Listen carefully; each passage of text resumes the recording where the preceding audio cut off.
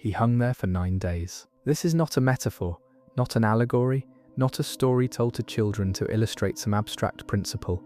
Within the Norse worldview, within the specific cosmological understanding of the people who told this story, who heard it, who built their sense of reality around it, Odin, the All-Father, the highest of the gods, hung himself from the world tree, Yggdrasil, for 9 days and 9 nights. He pierced himself with his own spear. He looked down into the dark water below the tree's roots, into the well of Mimir that held the primordial knowledge of all things, and he looked and suffered and waited, and on the 9th day the runes rose up out of the dark water and made themselves known to him, and he screamed, and he fell, and he had what he had paid for, the runes, the carved symbols that were not merely an alphabet, but a system of meaning, each sign carrying within it a constellation of associations and powers, each capable of being used not just to represent sounds, but to shape reality when carved in the right material, by the right hand, with the right intention. The runes were the payment for the knowledge that the cosmos contained, and the price was 9 days of self-inflicted suffering on the world tree. This is the kind of transaction that the Norse cosmos offered. Knowledge was not given freely, power was not inherited. Everything of value had to be earned through suffering, through sacrifice, through the willingness to pay in pain for what the world contained that was worth knowing. I want to begin here because the story of Odin on Yggdrasil contains everything I want to say about the Norse world and the Norse way of understanding existence. It is not a comfortable cosmology. It is not a cosmology that promises safety or salvation or the triumph of good over evil. It is a cosmology that looks at the world clearly, at the violence and the randomness and the cold indifference of the natural world, at the certainty of death and the uncertainty of everything before it, and finds in that reality not despair, but a specific, austere, magnificent beauty. The Norse world was a world in which the gods themselves were mortal, in which the cosmos itself would end, in which the only response to the knowledge of inevitable loss was to face it with your eyes open and your weapons ready, and if you were lucky, a good story told about you afterward. I want to take you there. Not to the mythology as it exists in the texts, though we will use the texts, carefully, as our best surviving evidence for what the Norse world understood about itself, but to the mythology as it existed in the minds and mouths and daily lives of the people who inhabited it. The fisherman in his boat in a North Sea storm, who understood the thunder as Thor's hammer and the lightning as the contest between the storm god and the serpent who encircles the world. The farmer in Iceland watching the aurora borealis, who understood those moving lights as the Valkyrie riding across the sky, choosing the dead from the battlefield where no battle had yet been fought. The skald at the feast, composing in his head the verse that would make the deed immortal. Understanding that in the Norse world, the only true immortality was the immortality of a well-told story. The Norse world as a physical and cosmological reality. Yggdrasil, the world tree, is the organizing principle of Norse cosmology, the axis around which the 9 worlds are arranged, the entity whose existence makes the existence of everything else possible. It is an enormous ash tree, its branches extending above the highest heaven, and its 3 roots reaching into 3 different worlds, 1 root into Asgard, the realm of the gods, 1 into Jotunheim, the realm of the giants, 1 into Niflheim, the realm of the dead. From each root springs a well, or spring, the well of Erd, at the Asgard root, where the 3 Norns, the Fates, the weavers of destiny, sit and spin and carve the futures of gods and men into the wood of the tree. The well of Mimir, at the Jotunheim root, where the primordial wisdom is stored, where Odin paid an eye for a drink, and the spring of Hvergelmir, at the Niflheim root, from which all the rivers of the worlds ultimately flow. The tree is alive. It is not a symbol of life, but an actual living entity, the largest and oldest living thing in the cosmos, and like all living things it suffers. A dragon gnaws at its roots, an eagle sits in its highest branches and quarrels perpetually with the dragon below, and between them a squirrel named Ratatoskra runs up and down the trunk, carrying insults from one to the other, because even the world tree is not exempt from the specific kind of pettiness that the Norse cosmos distributed equally among the great and the small. The deer browse on the tree's foliage, and the serpents chew at its bark. The Norns water the tree each day from the well of Erd, and cover its wounds with the white clay of the well's banks to slow the process of decay. But the tree is dying. It will not die before the end. It will survive until Ragnarök, when the serpent Nidhogger at its roots finally finishes his work and the tree shudders and falls with everything else. But it is, even now, always dying. This is the Norse cosmos. It is not static, it is not eternal. It is a living thing in a constant process of change and decay and maintenance, and its nature is fundamentally temporal. It began and it will end. The gods know this. They know that Ragnarök is coming, not might come, but is coming, with the specific certainty of a fate that has been woven into the wood of the world tree. And knowing this, they continue.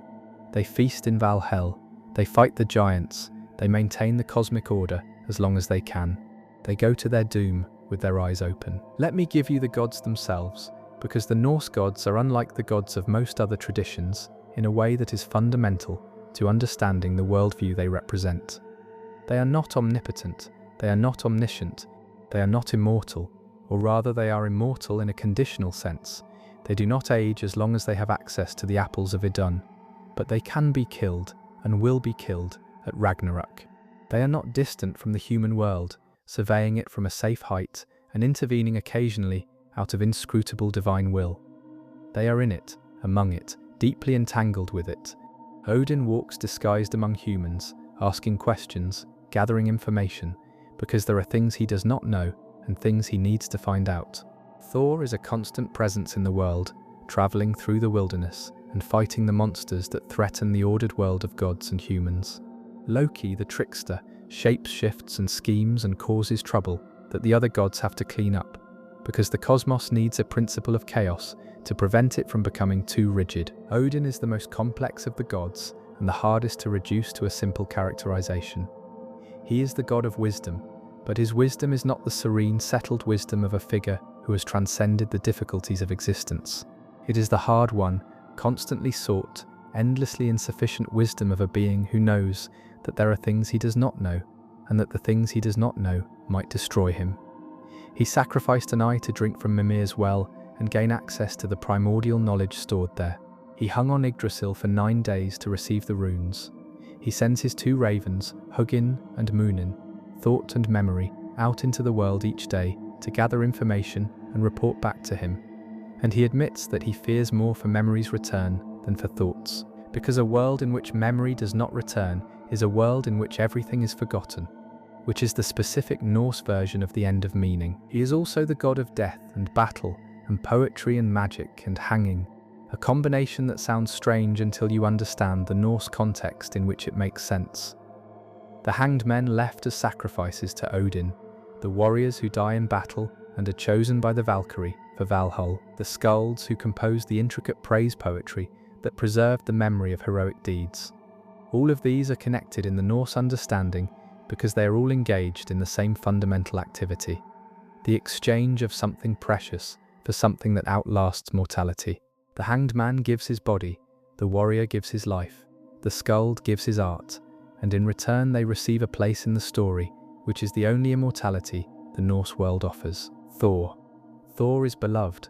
The popularity of Thor, not the Marvel superhero, though the superhero's popularity says something real about the continuing appeal of the archetype, but the actual Norse god, the red-bearded, hammer-wielding, giant-fighting, deeply reliable protector of gods and humans, is not difficult to understand.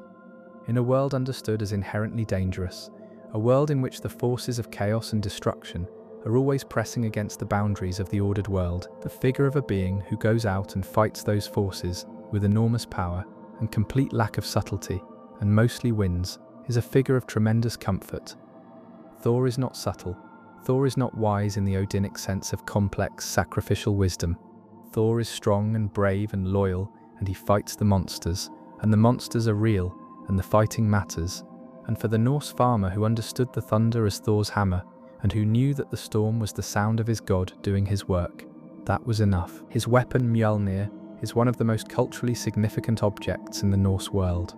Its specific power to consecrate and to hallow, to make holy, was used in ceremonies of birth and marriage and death, in the rites that mark the passages of human life, as sanctioned by the divine order. Small Thor's hammer amulets have been found in great numbers across Scandinavia and the Viking diaspora. worn around the neck as talismans, the specific material expression of devotion to the god who defended the world. When Christianity spread through Scandinavia, the hammer amulets and the cross amulets were sometimes produced in the same molds, suggesting that, for at least some people in the transitional period, the two symbols were functionally equivalent, both marks of devotion to a protective power in a dangerous world. Loki. The trickster god is the most philosophically interesting figure in the Norse pantheon, and the most difficult to understand from outside the worldview that produced him. Loki is not evil. He is not the Norse equivalent of Satan, though the Christian missionaries who encountered Norse mythology understandably reached for that comparison. He is something more complicated, the necessary principle of change and disruption in a cosmos that would otherwise calcify, the agent of the unpredictable that keeps the gods from becoming too comfortable with their power. He is also, ultimately, the agent of their destruction, the being whose mischief and shape-shifting and ambiguous loyalty finally tips over into the catastrophic, the trickster whose tricks go too far and cannot be undone. The death of Balder is the hinge point in the Norse mythological sequence, the event that sets the world on the path toward Ragnarök. Balder, the most beautiful and the most beloved of the gods, is killed by a mistletoe dart thrown by his blind brother Hörðr, a dart guided by Loki, who had discovered the one thing that had not sworn to do Balder no harm. Balder goes to Hel, the realm of the dead. The gods try to ransom him back. Hermod rides to Hel and begs for Balder's return, and Hel agrees on one condition: every being in all the 9 worlds, living and dead, must weep for Balder. Everything does weep. Everything except one, a giantess in a cave who will not weep, and who is almost certainly Loki in disguise. Balder stays in Hel until after Ragnarök. The gods bind Loki after the death of Baldur. They bind him in a cave with the entrails of his own son, transformed into chains, and place a serpent above him, whose venom drips onto his face.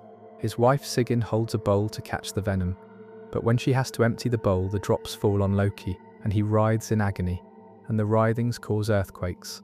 He will lie there until Ragnarök, when the binding breaks, and he rises to captain one of the ships of the dead in the assault on Asgard. This is the Norse understanding of consequence. Even the trickster cannot escape what he has done, and the specific form of his punishment is the specific form of his transgression. Bound by his own disrupted family, tormented by a pain that cannot be finally solved, waiting for the end that he knows is coming. Now let me take you out of the mythological framework and into the lives of the human beings who inhabited it. Because the Norse world, the world I am describing, was not merely a collection of stories.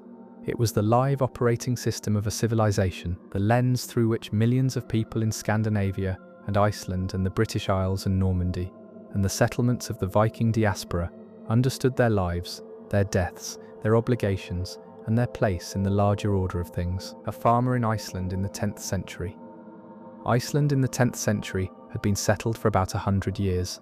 The Norse settlement of Iceland, which had been uninhabited when the Norse arrived, is one of the best documented colonization events in the medieval world because it produced the saga tradition, the remarkable literary culture that preserved more detailed information about Norse society than almost any other contemporary source. Our farmer lives in a longhouse, the distinctive multifunction building of Norse domestic life, a long, low structure of turf and stone divided into sections for sleeping, cooking, storage, and the housing of animals in winter. The longhouse is warm and dark, and smells of smoke and animals, and the specific organic warmth of many people and creatures sharing a confined space through the long northern winter. He knows the gods the way he knows the weather, as a constant, powerful, sometimes dangerous presence in his world, not as abstract theological entities, but as specific personalities who have specific relationships with specific aspects of his life. He calls on Thor when he begins to clear a field, or when a storm threatens his haymaking, or when his wife is in difficult labor. He is careful about certain things that have to do with Odin. The god of hanging is not easily invoked by ordinary people, and there are specific practices around the gallows, and around travelers, and around magic that require a certain caution in the dealings with Asgard's subtlest and most dangerous deity. He knows Freyr as the god of fertility and of the harvest, and he makes specific offerings at the turning points of the agricultural year to ensure the land's continued abundance. He knows the Norns, the three weavers of fate, Urd, Verdandi, Skuld, representing the past, the present, and the future, are not distant abstractions. They are the specific power that assigned him his fate at the moment of his birth, and that continues to weave the thread of his life toward whatever end they have determined. The Norse concept of fate, weird, the web, is not quite the determinism that a modern reader might assume. There is room within it for human choice, for the specific decisions that determine the quality of the life, even if not its ultimate length. A man cannot choose not to die. He can choose how he dies, and in the Norse worldview that choice is enormously significant, because how you die, whether you die with a weapon in your hand or of sickness in bed, whether you die bravely or cowering, determines where you go afterward, the afterlife. The Norse afterlife is nothing like the Christian heaven and hell that the missionaries were beginning to offer as an alternative in our farmer's lifetime. There are several possible destinations, depending on how you died and who you were. The warriors who die in battle, specifically those chosen by the Valkyrie on the field, go to Valhall, Odin's hall in Asgard, where they spend their days fighting and their nights feasting, and their entire existence in preparation for Ragnarök, when they will be needed as Odin's army. This is not a peaceful heaven, it is an endless warrior's life extended beyond death, which is exactly what the Norse warrior's conception of the good life was. Not rest and peace, but the continuous practice of the virtues that made a warrior worth having. Those who die in other ways go to other places. Those who die peacefully, of age or illness, go to the realm of hell, which is not a place of punishment, but simply the realm of the dead, the ordinary destination for the ordinary dead. The name hell comes from the same Proto-Germanic root as the English word hell, but the Norse hell is not a place of torment. It is cold and dark, and the food is not as good as at Valhall, but it is not punishment. Those who die at sea may go to the hall of Ran, the sea goddess who catches the drowned in her net. The Elysian-like Gimle may receive the most virtuous of men after Ragnarök has destroyed and remade the world. The Norse universe offers several versions of what comes after, none of them simple, none of them free, the specific technology of the Norse world. Because mythology does not exist in the abstract, it exists in specific practices, specific material expressions of the worldview that produced it, and those practices and objects are visible in the archaeological record in ways that allow us to understand how the mythology was lived, rather than merely what it said. The ship burial. The burial of the dead with their ships, or with model ships, or with ships drawn on the ground with stones, is one of the most distinctive practices of the Viking Age, and it is completely legible as an expression of the cosmological understanding I've been describing. The ship was the primary technology of Norse expansion and warfare and trade, but it was also the primary cosmological vehicle. The ship carried the dead on the journey to whatever afterlife awaited them, traversing the waters that separated the world of the living from the world of the dead. The specific elaborate ship burials, the Oseberg burial with its beautifully carved ship and its extraordinary collection of grave goods, the Gokstad burial, the burials at Gamla Uppsala, are the material expression of the belief that the dead needed their ship to complete the journey, and that the wealth and the equipment you were buried with was the wealth and equipment you would arrive with. The Oseberg ship burial, dated to 834 CE and discovered in Norway in 1904, is one of the most extraordinary archaeological discoveries from the Viking Age. The burial mound contained a Viking longship of exceptional craftsmanship, and within it the remains of two women, one elderly, one younger, buried with a quantity and quality of grave goods that suggests the older woman was a person of very high status, possibly a queen or a velva, a seeress.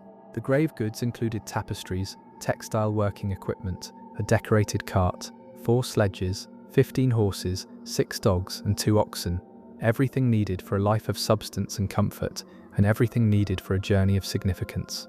The ship itself, with its intricate carved decorations of animal forms and the specific craftsmanship of its construction, is one of the most beautiful objects from the early medieval period. The runes, the runic inscriptions that appear on objects across the Norse world, on weapons and jewelry and memorial stones and everyday objects, are not decorative. They are functional in the specific sense that the Norse worldview understood them.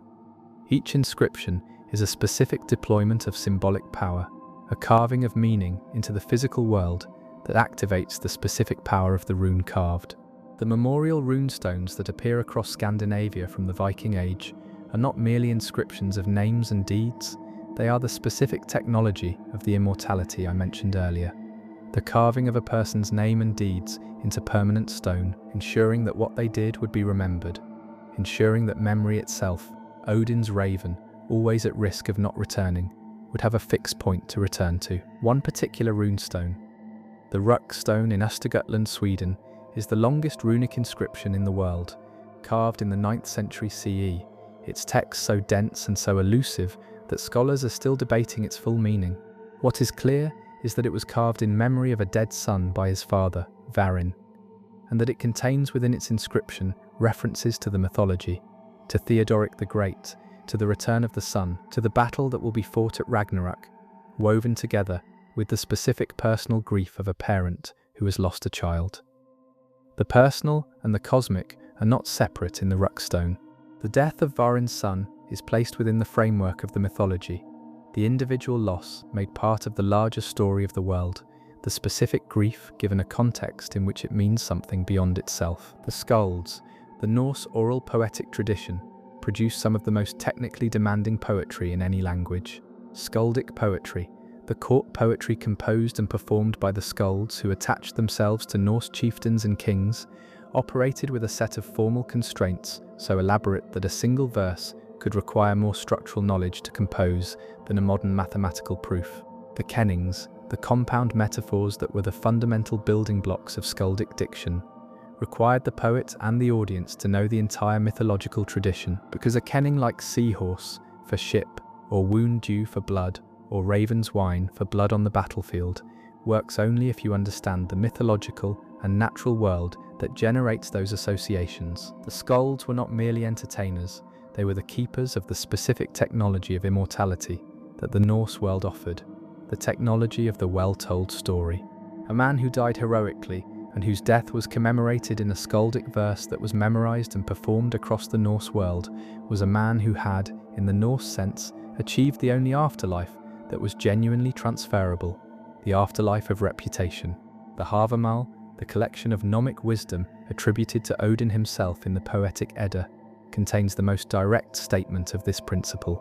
Cattle die, kinsmen die, the man himself must die, but the good reputation never dies, for the man who gets himself a good name. This is not a consolation prize. In the Norse worldview, it is the primary achievement a human life can accomplish, the vulva. The seeress was a specific figure in Norse society, a woman with the specific ability to perform seer, the form of magic that allowed the practitioner to see and influence fate. The Völa travelled between communities, invited to perform their seer at feasts and gatherings, able to answer questions about the future and to see what the Norns had woven for specific individuals. The most famous vulva in the mythological tradition is the one whose prophecy is preserved in the Völuspá, the seeress's prophecy, the most complete account of the Norse mythological tradition, from the creation of the world to the coming of Ragnarök and the world's subsequent renewal. In the poem, Odin himself raises a dead vulva from her grave and questions her about the future, and she answers him with the full vision of what was and what will be. The creation, the deaths of the gods, the end and the new beginning. The Völuspá is one of the greatest poems in any language. Reading it, and even in translation something of its power comes through, is to encounter a vision of cosmic time that is genuinely different from any other tradition. It begins before the beginning. I remember the giants born in time's morning, they who so long ago nurtured me. I remember 9 worlds, 9 wood-covered slopes, the mighty world tree below the ground. The seeress remembers before time, before the world, when the void of Ginnungagap, the yawning abyss, was all there was, and the fire of Muspelheim in the south, and the ice of Niflheim in the north, were the only presences in the void.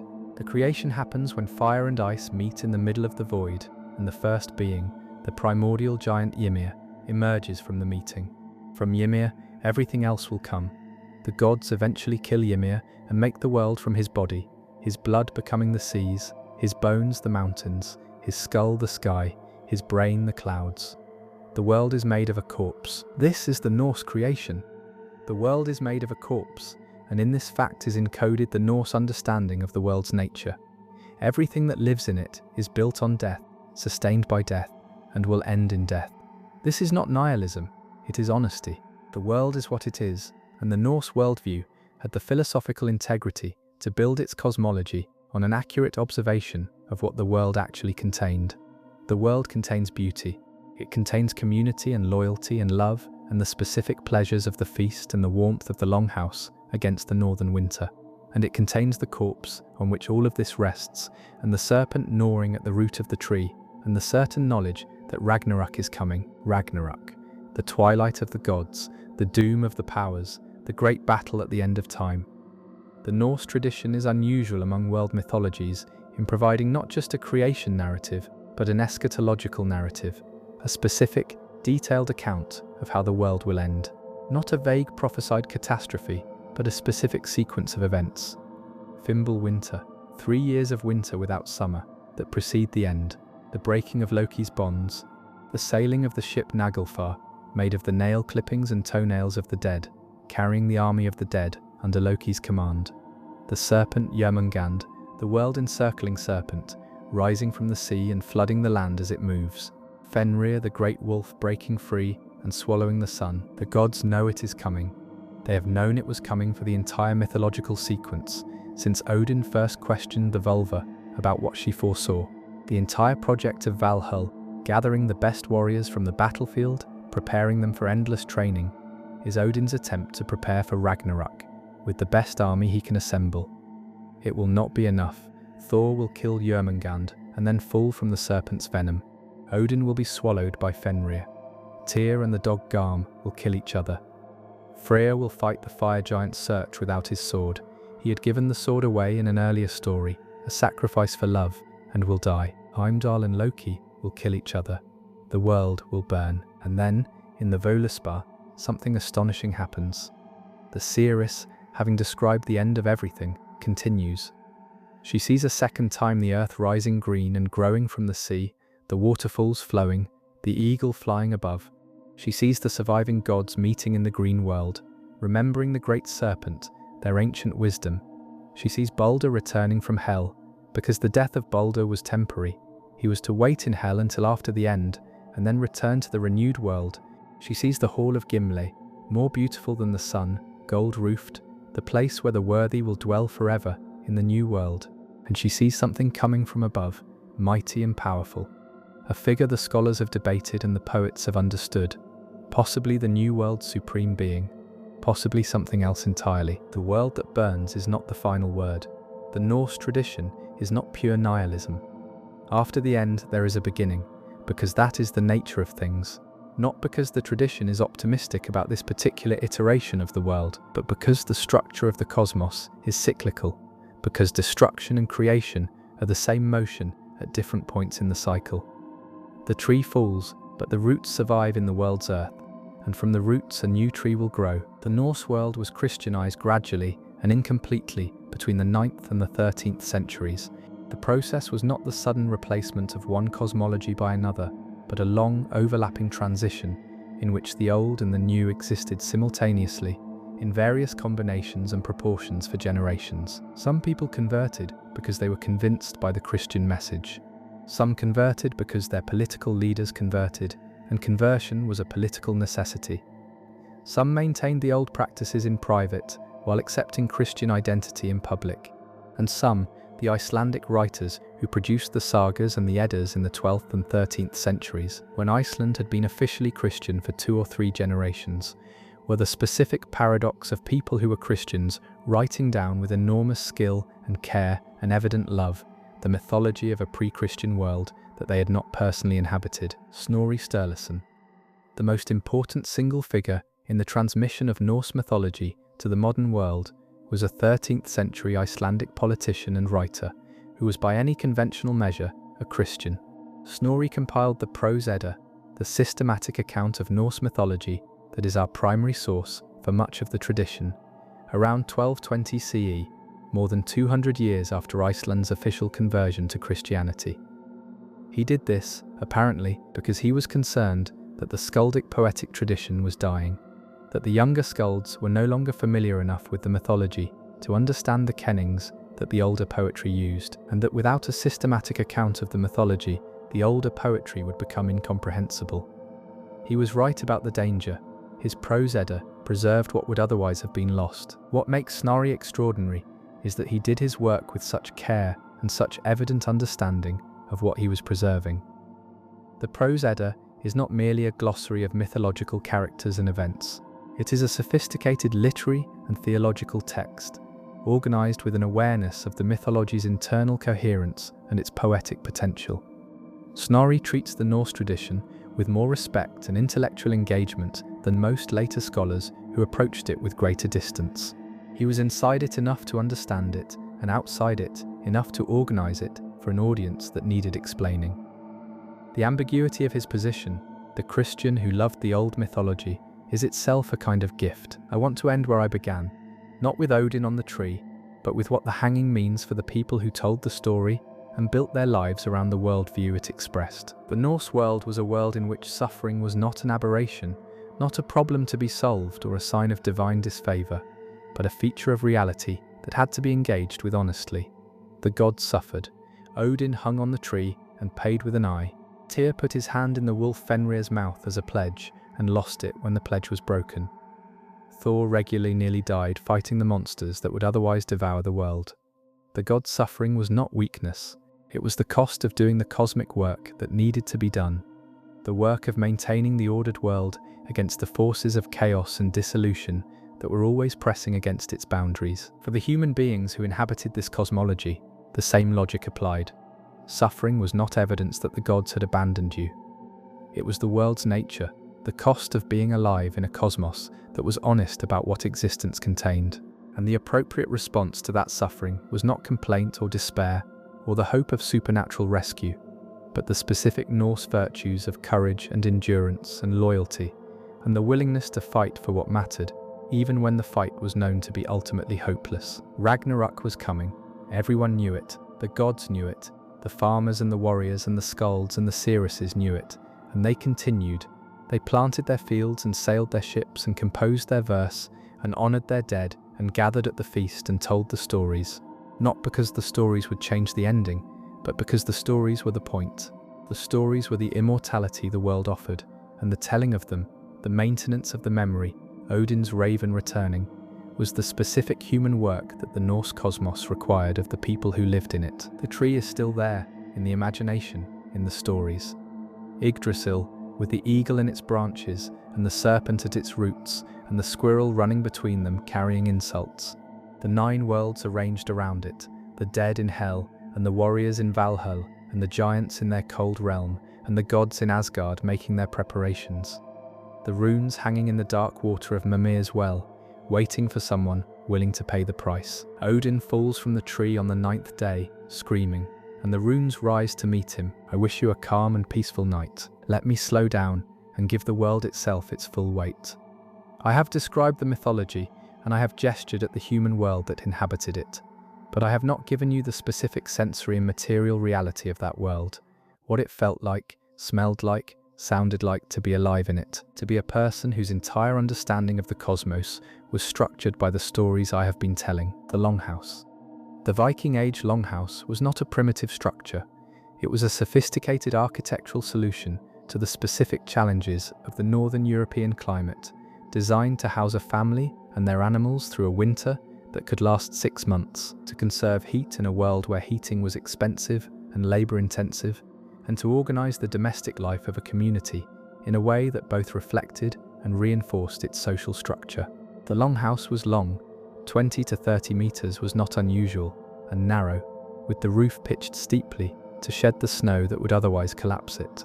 The walls were of timber or of turf laid in courses, which was an extraordinarily effective insulator, and the floor was hard-packed earth with a central hearth whose fire was never allowed to go completely out through the winter.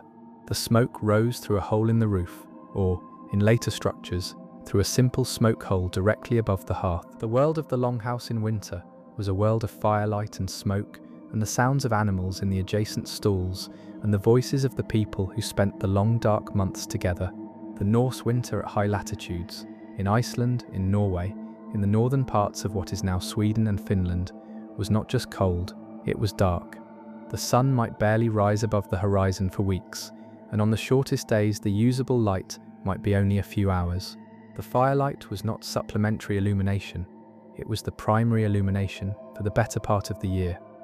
The Norse aesthetic, the love of intricate carved patterns in wood and metal, the specific visual language of the intertwining beast forms that decorated everything from longships to jewel boxes, was developed in the context of firelight, where the play of light across carved surfaces creates a living quality that flat daylight cannot produce. And in that firelight, through the long winter evenings, the stories were told, the oral tradition. I have mentioned the skalds as the professional poets, the composers of the technically demanding verse that preserved heroic reputation. But the oral tradition was wider than the skalds, because everyone in the Norse world was a participant in the tradition to some degree. The stories of the gods and the heroes were not specialist knowledge reserved for poets. They were the common intellectual property of the culture, known to everyone, referenced in everyday speech, alive in the kennings of ordinary language, as well as in the elevated diction of skaldic verse. When a Norse woman described her tears as Freyja's eye rain, she was not displaying specialist mythological knowledge. She was using the ordinary language of her culture, a language in which the mythological was inseparable from the everyday. The stories were told in the evenings, when the work was done and the fire was bright and the darkness outside was total. They were told to children who had never heard them before, and to adults who had heard them many times, but who valued the retelling because the telling itself was a practice. The maintenance of the tradition, the keeping of the memory, Odin's raven returning to say, "Yes, this still exists, this has not been lost." The storyteller was not performing for entertainment in the modern sense.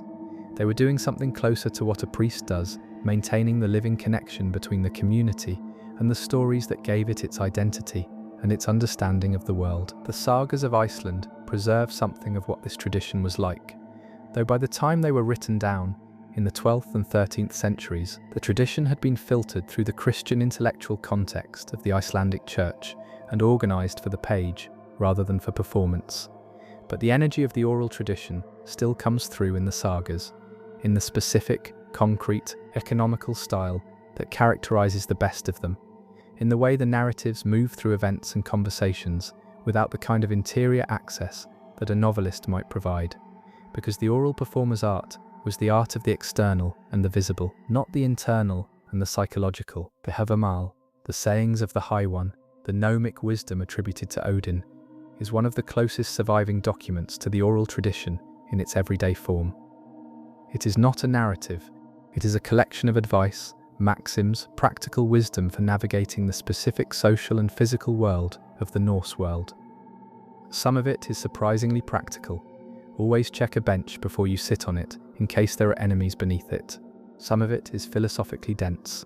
The mind knows alone what lies near the heart. No sickness is worse to the wise man than having no one to confide in. And some of it is the specific Norse understanding of what matters in a human life. Better to be alive and happy than dead, though a good man's reputation is never dead among the great gods and among all people. This wisdom is not abstract. It is the distilled observation of people who have thought carefully about the specific conditions of their specific lives.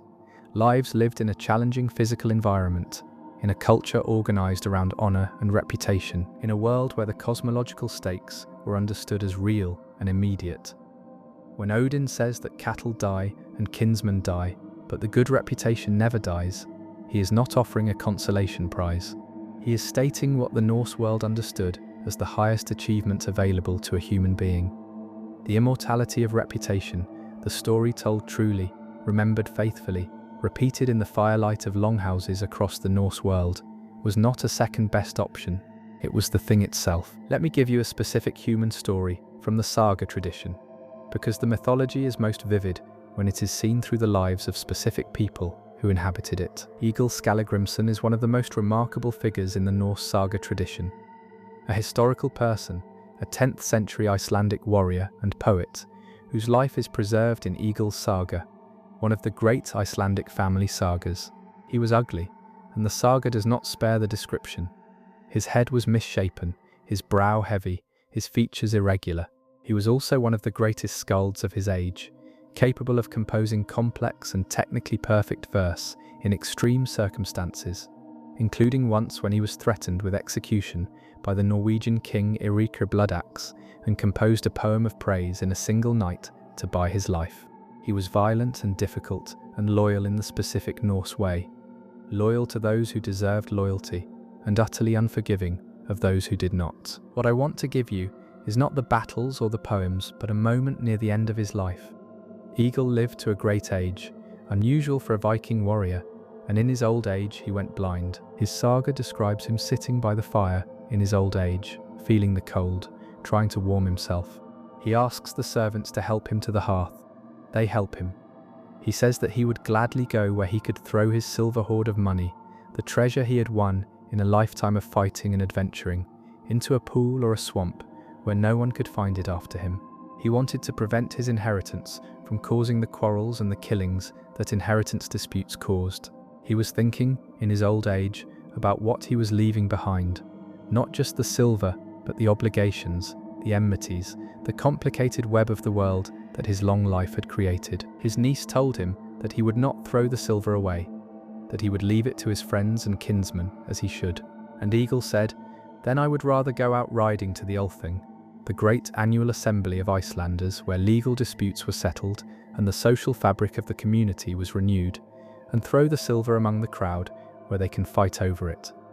Not because he wanted violence, but because the image of the Althing, of the entire community gathered, was the image of the world he had lived in, and the distribution of his silver into that community, however chaotically, was a last act of participation in the thing that had made his life meaningful. He never went to the Althing. He died before spring. I want to tell you also about Brynhildr and Sigurd, because the great myth cycle of the Vale-Song saga, the Norse version of the story that Wagner later made into the Ring cycle, is perhaps the fullest expression of the Norse understanding of fate, love, and the tragic beauty of a world in which the best things are precisely the things that are doomed. Sigurdur is the greatest hero of the Norse tradition, the dragon slayer, the finder of the cursed gold of Andvari, the possessor of the horse Grani, a descendant of Odin. He is brave and noble and wise and physically magnificent and fated from birth for extraordinary deeds and an early death. Brynhildr is a Valkyrie, a warrior woman of the gods, punished by Odin for her defiance and sleeping behind a wall of fire until a man brave enough to ride through the fire wakes her. Sigurdur is brave enough. He rides through the fire, wakes her, they recognize each other as equals, they swear oaths and plights of faith, and then, in the working out of the curse on the gold and the specific tragic mechanics of the saga, they are separated by a magic potion that makes Sigurdur forget her, and he marries another woman, and he is instrumental in winning Brynhildr as a wife for his friend Gunnar. And Brynhildr eventually discovers the deception and engineers Sigurdur's death, and then kills herself to be burned on his funeral pyre, because she loves him still and always will. The Norse tradition does not sentimentalize this story. It does not suggest that love conquers fate, or that virtue is rewarded, or that the noble choices lead to happy outcomes. What the story shows is something harder, and in a way more honest, that the finest people, making the finest choices within the constraints that the Norse cosmos imposes, can still be destroyed by the working out of forces they did not choose and cannot fully resist. The curse on the gold, the curse that Andvari placed when the gods robbed him, a curse that would pass through every hand that touched the gold and destroy every one of them, moves through the saga with the inevitability of Ragnarök, the same inexorable movement of fate that the Norns have woven. And against it, the human response is not to deny it or to escape it, but to face it with the full dignity of who you are. This is the core of the Norse ethos, the thing that the mythology is ultimately about. The world is what it is, it ends. The gods die, the best people die too soon, and the worst too late, and the Norns weave what they weave, without reference to human preferences. Against this reality, there is only one response that the Norse tradition considers worthy of a human being: to be fully, completely, authentically yourself in the time you have, to honor your obligations and maintain your relationships and fight for what matters, and to go to your death with your face turned toward it, knowing it for what it is, the Viking ship. I have not yet given the ship its proper weight, and it deserves it, because the ship is the most important material expression of the Norse world, not just as a vehicle of expansion and trade and war, but as a cosmological object, a technology of being in the world. The Norse longship, the Dreka, the dragon ship, is one of the supreme engineering achievements of the medieval world. At approximately 30 meters long and less than 5 meters wide, with a draft of less than a meter, it could cross the North Atlantic in open ocean and navigate the shallowest river estuaries in the same vessel. Its clinker-built hull, constructed with overlapping planks of oak or pine, was flexible rather than rigid, allowing it to flex with the movement of the waves rather than fighting them, distributing the stress of the ocean across the entire structure rather than concentrating it in any single joint. The sail gave it speed in the right wind. The oars gave it maneuverability and reliability when the wind failed. It was sailed and rowed by a crew of 20 to 60 men who slept on the deck or on their sea chests and who were exposed to the full violence of the North Atlantic without shelter. Crossing the North Atlantic in an open boat in the 9th and 10th centuries was not an act of reckless adventure. It was a considered choice, made by people who had a specific, detailed knowledge of the sea routes, the winds, the currents, the celestial navigation that made the crossing possible, and the specific characteristics of their ships. The Norse sailors who first reached Iceland and then Greenland and then the coast of North America, what they called Vinland, were not lucky wanderers. They were skilled navigators, using the best technology available to them, operating within a tradition of seamanship that had been developing in the North Sea and the Norwegian coastal waters for centuries before the Viking Age proper began. For the Norse sailor in his open boat on the North Atlantic, the mythology was not a distant abstraction. It was the framework within which the specific experience of the sea made sense. The storms were Thor's work, the calm was Thor's mercy.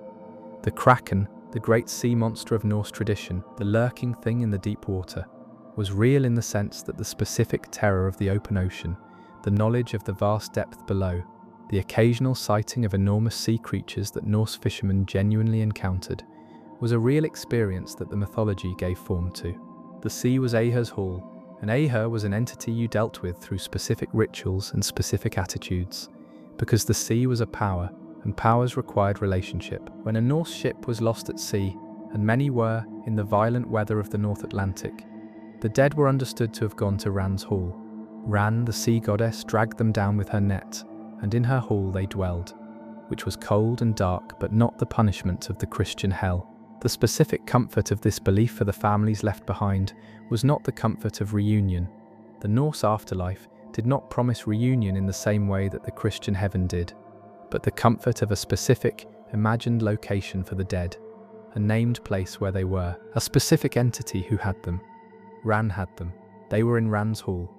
The grief was real, and the loss was real, but the location was known, and the known is less terrible than the unknown. The thing that I find most remarkable about the Norse world, when I spend time with it, is its emotional honesty.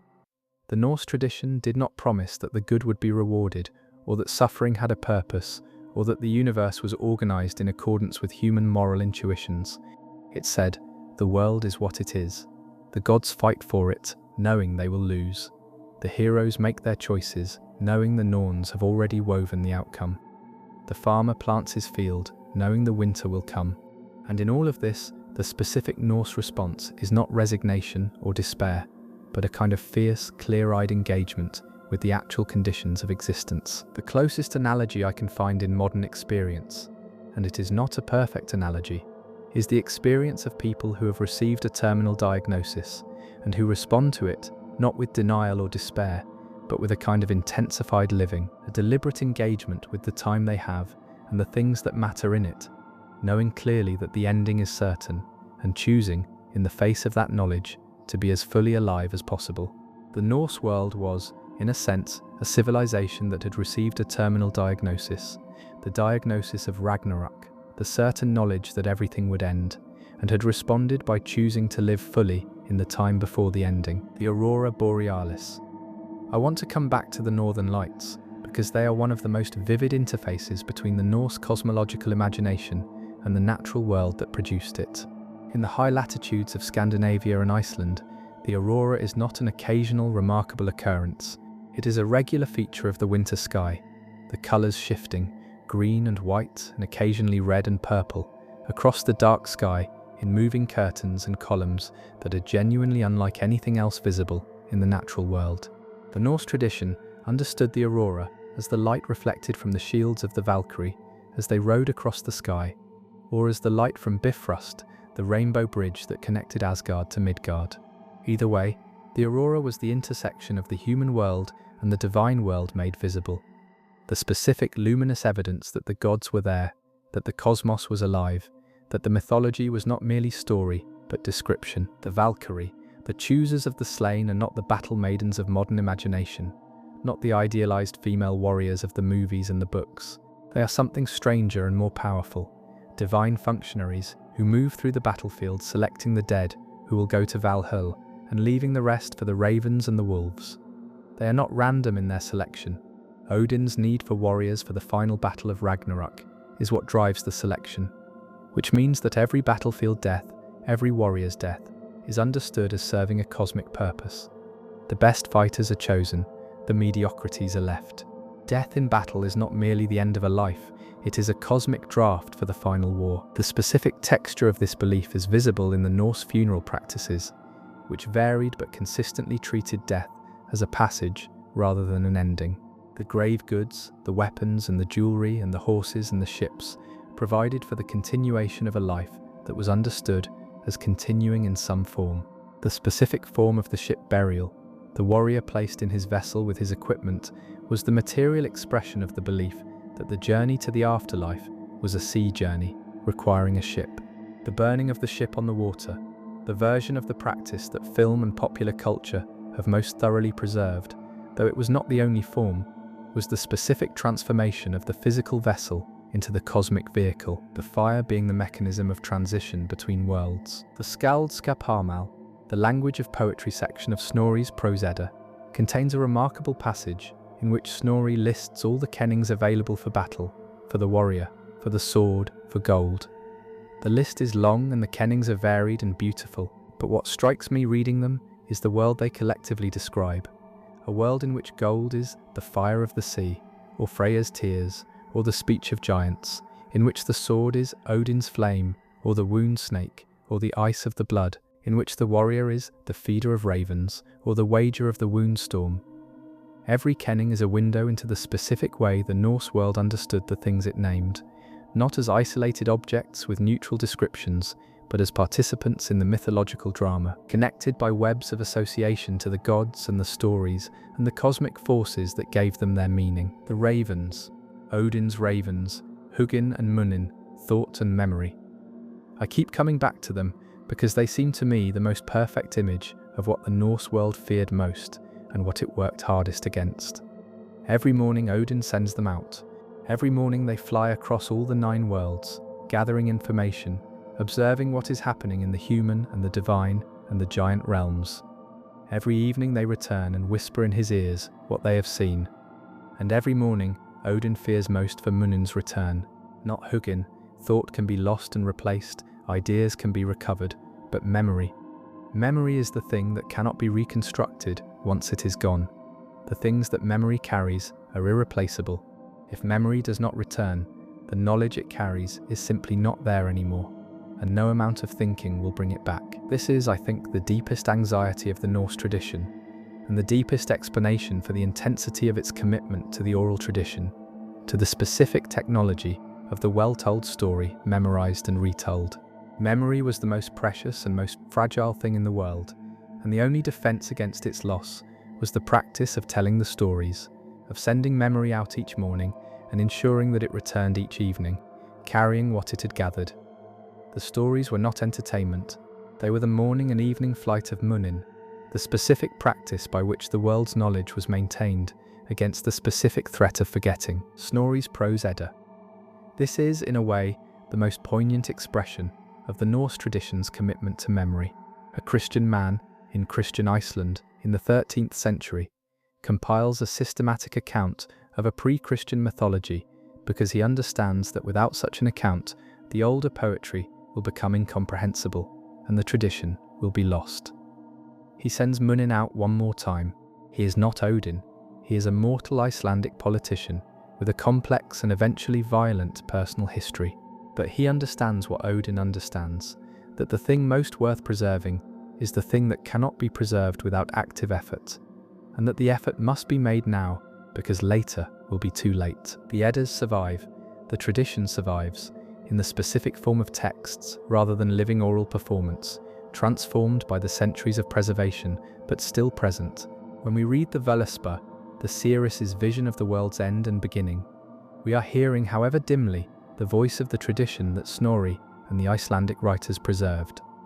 Manain returned, the memory came back, and we are the heirs of that return, reading by firelight or by screenlight the words that the Norse tradition generated in the specific darkness of the northern winter, by the fire in the longhouse, in the smoke and the warmth, with the storm outside. He hung there for 9 days, and on the 9th day the runes rose to meet him, and he reached down and took them, screaming. The cost was paid, the knowledge was gained, the story was told, the memory returned. I wish you a calm and peaceful night. Let me take you to Iceland, because Iceland is the specific place where the Norse tradition found its most complete and most preserved expression, and the landscape of Iceland is itself a kind of cosmological argument for the worldview that produced the mythology. Iceland is a volcanic island in the North Atlantic, young by geological standards. It has been above the surface of the ocean for less than 20 million years, and in human terms it is very young indeed, having been uninhabited until the Norse settlement of the 9th century.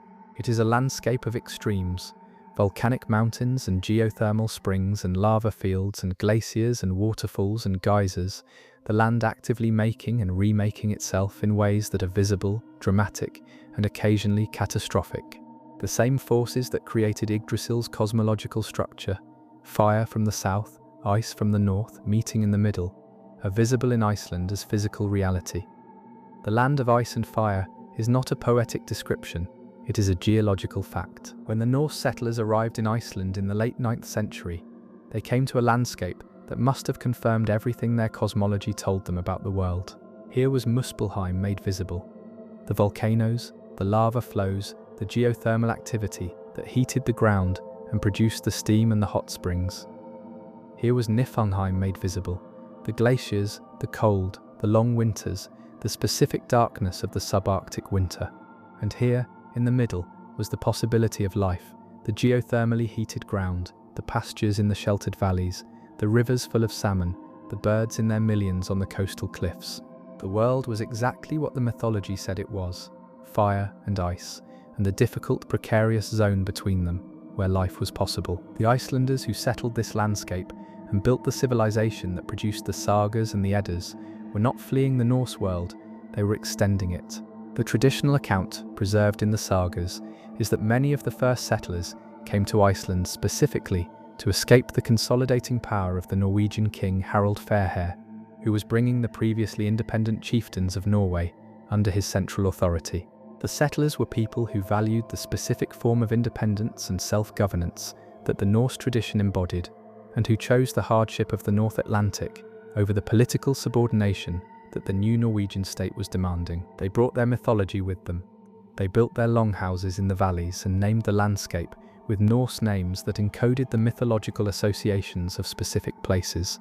They established the Althing in 930 CE, the annual assembly of free men that governed Iceland by law and custom, without a king, for 3 centuries. And they maintained this institution through the settlement period and the conversion to Christianity and all the subsequent upheavals of Icelandic history in various forms until the present day. The Althing is still the Parliament of Iceland, the oldest surviving parliament in the world, and it still meets at Thingvellir, the site where the original assembly was held in the 10th century. Thingvellir, the Thing Plains, is one of the most extraordinary landscapes in Iceland. It sits in a rift valley formed by the divergence of the North American and Eurasian tectonic plates, which here are separating from each other at a rate of about 2 centimeters per year. The rift is visible as a dramatic geological feature. The plains below, the cliffs of the North American plate on the west, the land of the Eurasian plate to the east. The landscape is volcanic and austere and beautiful, and the law rock, the Lukberg, where the law speaker stood and recited the laws that governed the community from memory, is still visible. The Norse tradition brought into the landscape its most characteristic institution, the assembly of free people under the law, the community governing itself through speech and argument, and the specific practice of collective memory. The law speaker of the Althing, was the man elected to memorize and recite the entire body of Icelandic law. All of it, from memory, 1/3 per year, so that over 3 years the entire body of law was publicly recited. This is the specific technology of the oral tradition applied to the legal system. The law was not kept in books but in a man's memory, maintained by the annual public recitation that both preserved the law and gave every free man who attended the Althing the opportunity to hear it. The law was not an abstraction kept by specialists.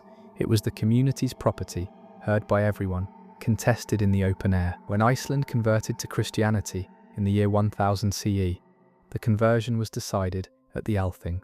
The specific account in the sagas is one of the most remarkable documents of the Norse tradition's relationship to religious change. The chieftains were divided between the old religion and the new, and the situation had reached a point of potential violence. The law speaker, Torgulosvetninga Godi, covered himself with his cloak and lay still for a full day, thinking. Then he rose and proclaimed his decision.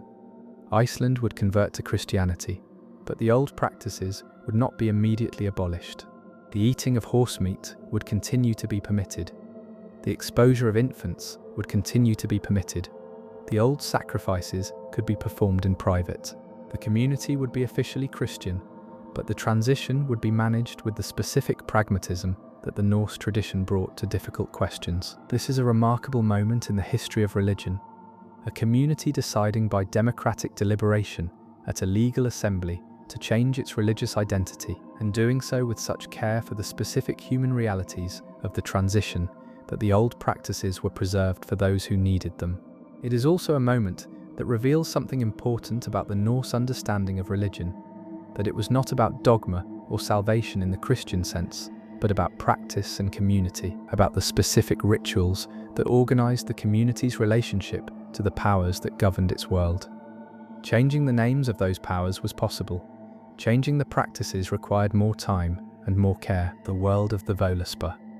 I want to spend time with this text because it is the fullest expression of the Norse cosmological vision, and because it rewards close attention in a way that summary cannot do justice to.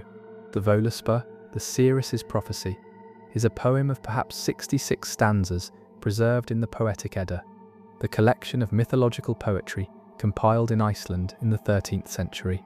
It is framed as the speech of a Völva, a seeress, who has been raised from the dead by Odin to answer his questions about what was before the beginning and what will come at the end. The poem begins before creation. She remembers 9 worlds, 9 wood-covered slopes, the great world tree below the ground, before the earth was formed or the sky above it. And then the creation happens in the specific Norse way. The gods meet and deliberate and name things and begin the work of making the world ordered and habitable.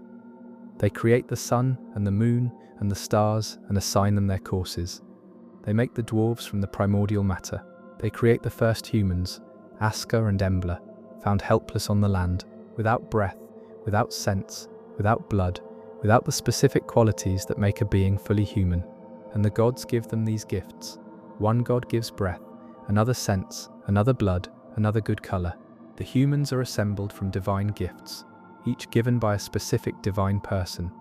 And the list of gifts is the Norse understanding of what it means to be human. The poem then moves through the mythological sequence, the building of Asgard's walls, the first war between the Aesir gods and the Vanir gods, which ends in the exchange of hostages and the creation of the mead of poetry from Kvasir's blood, the gifts and the debts and the treacheries that accumulate as the mythological sequence progresses.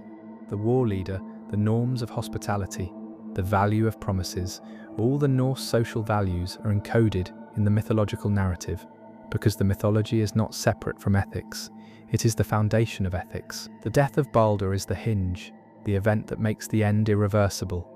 And then the seeress sees the future. Brothers shall fight and slay one another. Kinsmen shall violate the bonds of kinship. It will be harsh in the world, much whoredom, axe age, sword age, shields shall be cloven, wind age, wolf age, ere the world falls, no man shall spare another. The passage describes the moral collapse that precedes Ragnarök, the breaking of the bonds that hold society together, the specific social virtues of loyalty and kinship obligation dissolved.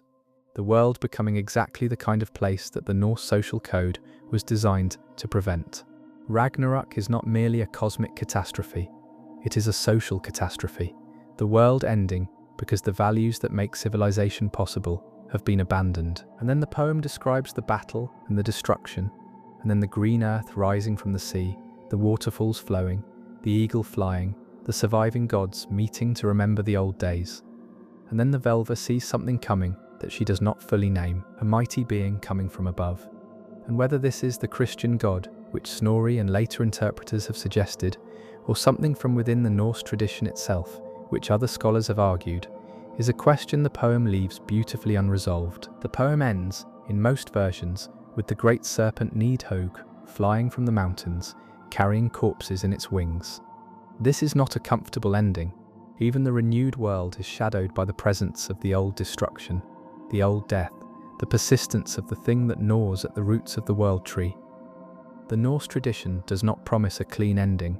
It promises that the cycle continues, that whatever comes after the end will have its own end, that the serpent will always be there, at the root, doing its work. The persistence of the Norse world in the modern imagination is itself a kind of evidence for the power of what it offered. The mythology has never entirely disappeared. It was absorbed into Christian Scandinavia, preserved by the Icelandic writers, recovered by the Romantic scholars of the 19th century, who were looking for a specifically Northern European identity to set against the dominance of the classical Mediterranean tradition.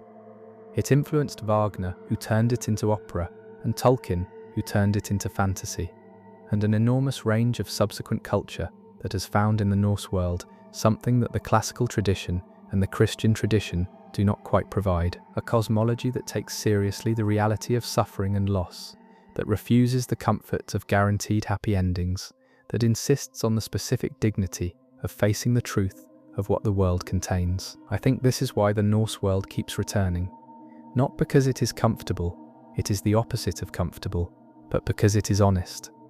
In a cultural moment that is saturated with narratives that promise resolution and redemption and the triumph of the good, the Norse world offers something rarer, the unblinking acknowledgement that the serpent is at the root of the tree and the gnawing never stops, that Ragnarök is coming and the gods are preparing for a battle they know they will lose, that the only response available to a being of dignity is to fight anyway, to compose the verse anyway, to send memory out into the morning and wait for its return, holding your breath until it comes back. What the world contains, the Norse tradition says, is beauty and violence and cold and warmth and community and loneliness and the specific pleasure of the feast and the specific terror of the sea in a storm and the specific comfort of the fire in the longhouse when the storm is outside and the specific grief of the loss that is always coming. It contains Odin's ravens going out in the morning and coming back at evening, and the fear that memory might not return. It contains the world tree dying slowly at its roots, being watered each day by the Norns who know that it is dying and who water it anyway. It contains Ragnarök, certain and coming, and the gods making their preparations and the skalds composing their verses and the farmers planting their fields and the sailors sailing their ships toward the horizon. And in all of this, in the full honest weight of what the Norse world contained, a specific kind of beauty. Not the beauty that comes from innocence or ignorance or the comfortable distance of someone who has been protected from the worst the world offers. The beauty of the thing that has looked clearly at what the world is and has found, in the looking, something worth singing about. The beauty of the well-made verse that preserves a name past death.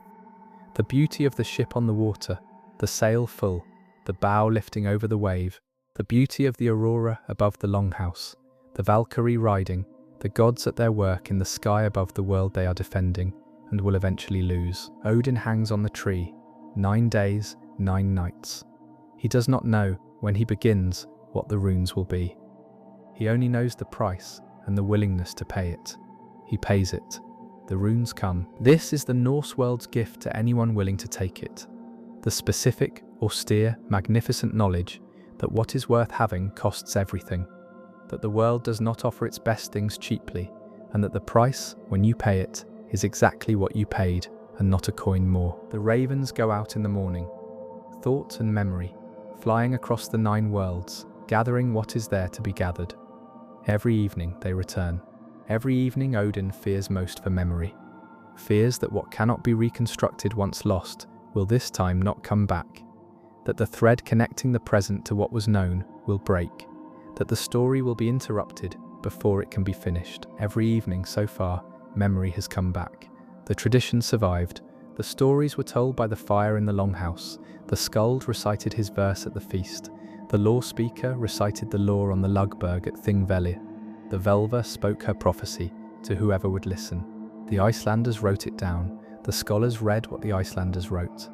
And here we are, thousands of miles and 1,000 years from the longhouse fire, hearing the echo of a cosmology that looked at the world with clear eyes and found, in the looking, something worth singing. The world tree shudders. The serpent gnaws at its root. The eagle quarrels with the dragon. The squirrel runs between them, carrying insults. The Norns spin. Ragnarök is still coming. It has always been coming. And against its coming, against the certainty of it, against the specific Norse knowledge that everything ends, and the gods themselves are mortal, and the world will burn. Against all of this, the skald picks up his pen and finds the words. Not because the words will change anything, but because the words are the point, because memory is the point, because Munin has to be sent out, and the only way to ensure his return is to practice the specific art of remembering, to tell the story, to name the names, to sing the deeds in the firelight, so that they outlast the particular fire in which they were first sung. He hung there for 9 days, and on the 9th day the runes rose from the dark water to meet him, and he screamed, and he fell, and he had what he had paid for. The price was everything. The knowledge was worth it. The runes still speak, if you know how to listen. I wish you a calm and peaceful night.